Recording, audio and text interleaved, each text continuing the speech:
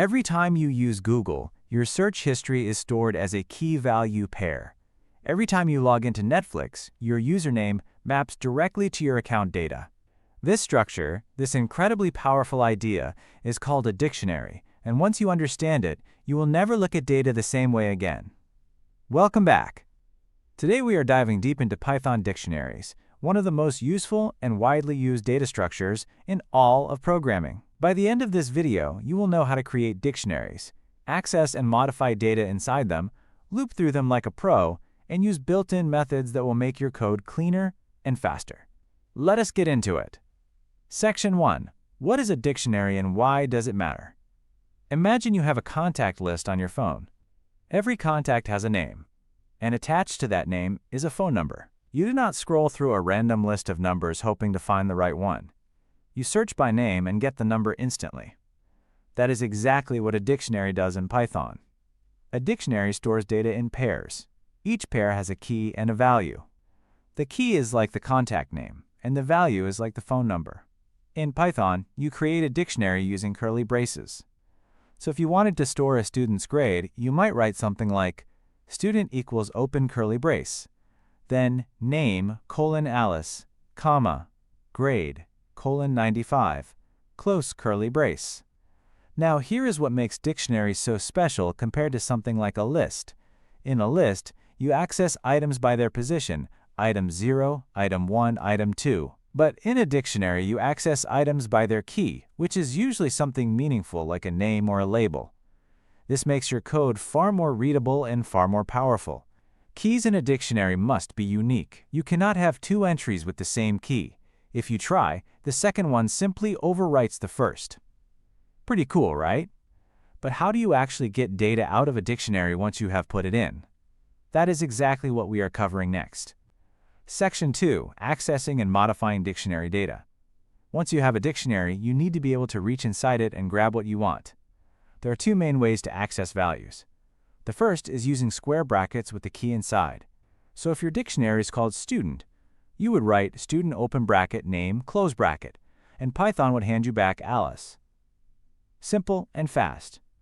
The second method uses a built-in function called get. You would write student.get, and then pass in the key and parentheses. The big advantage here is safety. If you use square brackets and the key does not exist, Python throws an error and your program crashes. But if you use .get and the key is not there, Python just returns none quietly, keeping your program running smoothly. You can even give .get a default value to return if the key is missing, which is incredibly handy in real projects. Now modifying a dictionary is just as easy. Want to change Alice's grade from 95 to 98? Just write student open bracket grade, close bracket equals 98. Done. Want to add a completely new key? Same syntax. Write student open bracket email close bracket equals alice@email.com, and now your dictionary has a brand new entry that was not there before. Deleting an entry is just as straightforward. You can use the del keyword followed by the dictionary name and the key you want to remove. Or you can use the pop method, which removes the key and also returns the value, so you can use it one last time before it is gone. So now you know how to get data in, get data out, and keep things updated. But what happens when you need to go through an entire dictionary? That is where the next section gets really interesting. Section 3. Looping through dictionaries. Here is something that trips up a lot of beginners. When you loop through a dictionary in Python, what exactly do you get? Just the keys? Just the values? Both? Let us clear this up right now. By default, when you use a for loop on a dictionary, Python gives you the keys one at a time. So if you write for item in student colon, each pass through the loop gives you one key, like name, grade, or email. But dictionaries come with three incredibly useful methods for looping. First is .keys, which gives you all the keys. Second is .values, which gives you all the values. Third, and this is the one you will use most often, is .items, which gives you both the key and the value together as a pair on every single loop iteration.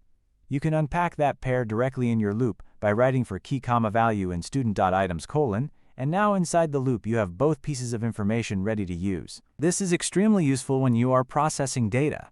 Imagine looping through a dictionary of product names and prices and printing them all out in a nicely formatted list. With dot items, that becomes just a few clean lines of code.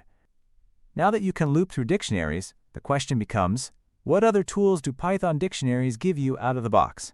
There are some methods you absolutely need to know about. Section 4. Useful dictionary methods. Python gives you a solid toolkit of built-in methods specifically for dictionaries, and knowing these will save you time every single day. We already covered .get, .keys, .values, and .items. Let us look at a few more. The .update method lets you merge one dictionary into another. Say you have two dictionaries with student information and you want to combine them.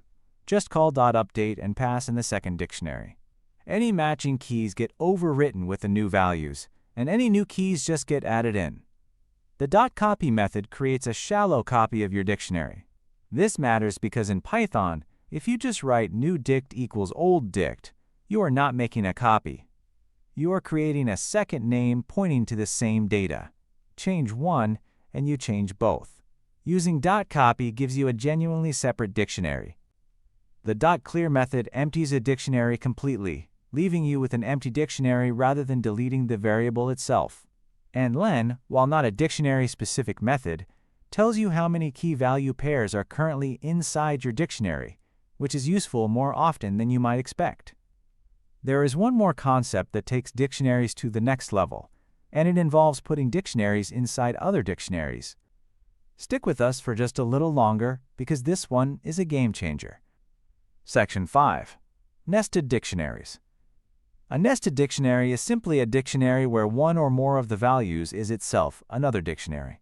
This sounds more complicated than it is, so let us use a concrete example. Say you are building a simple student database. You might have a dictionary called Classroom where each key is a student name, and each value is another dictionary containing that student's grade, age, and email address. Accessing nested data uses the same square bracket syntax, just chained together. So Classroom open bracket Alice close bracket open bracket grade close bracket gives you Alice's specific grade. Nested dictionaries show up constantly in real-world programming, especially when you are working with data from the internet.